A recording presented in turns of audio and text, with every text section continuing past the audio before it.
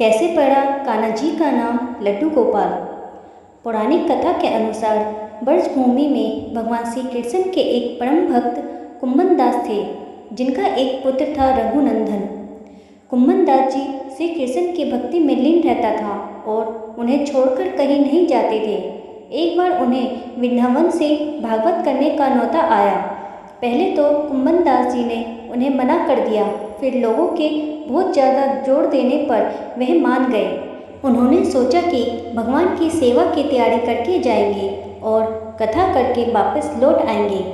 कुम्भनदास ने भोग की सारी तैयारी करके अपने बेटे रघुनंदन को समझा दिया कि ठाकुर जी को भोग लगा देना और कथा के लिए चले गए। रघुनंदन ने भोजन की थाली ठाकुर जी के आगे रखी और उनसे भोग लगाने का आग्रह किया। उसके बाल मन में ये छवि थी कि ठाकुर जी अपने हाथों से भोजन करेंगे, लेकिन ऐसा हुआ नहीं। बहुत इंतजार करने के बाद जब भोजन की थाली ऐसे ही रखी रही तो रघुनंदन जोर से रोने लगा और पुकारा कि ठाकुर जी आओ और भोग लगाओ। रघुनंदन के इस पुकार के बाद ठाकुर जी ने बालक का रूप धारण किया और भोजन करने बैठ गए।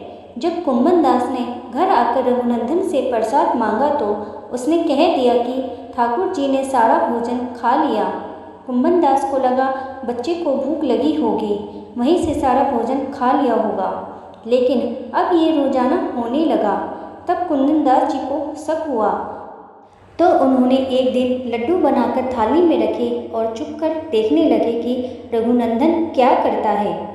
लड्डू की थाली रघुनंदन ने ठाकुर जी के आगे रखी तो उन्होंने बालक का रूप धारण किया और लड्डू खाने लगे। कुम्भनदास जी ये सब छुपकर देख रहा था।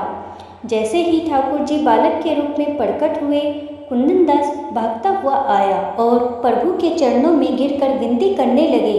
उस समय लड्डू गोपाल के एक हाथ में लड्डू था और दूसरे हाथ का लड्डू मुंह में जाने ही वाला था, लेकिन इतने में वे मूर्ति हो गए। उसके बाद से ही उनके इस रूप की पूजा की जाती है और उन्हें लड्डू गोपाल कहा जाने लगा।